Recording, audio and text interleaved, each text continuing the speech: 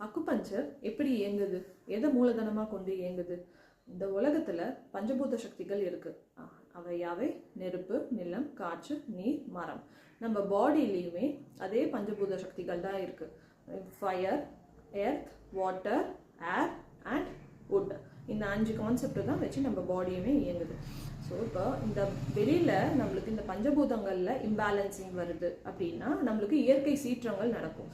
அதே கான்செப்ட் தான் நம்ம பாடியில் இந்த பஞ்சபூத சக்திகள் குறைவோ அதிகமோ, அளவுக்கு அதிகமானாலும் மிக குறைவானாலுமே இம்பேலன்சிங் நடக்கும். ஸோ அப்போ இம்பேலன்சிங்காக இருந்ததுன்னா நம்மளுக்கு நோய் வரதுக்கான வாய்ப்புகள் ஜாஸ்தி.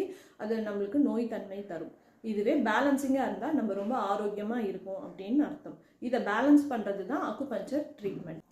நேற்று என்ன நம்ம சாப்பிட்டோமோ அதுதான் இன்னைக்கு நாளைக்கு நம்ம எப்படி இருக்கணும்ன்றது நம்ம உணவுல இன்னைக்கு நீங்க முடிவு பண்ணுங்க. நான் முடிவு பண்ணிட்டேன். நீங்க முடிவு பண்ணிட்டீங்களா?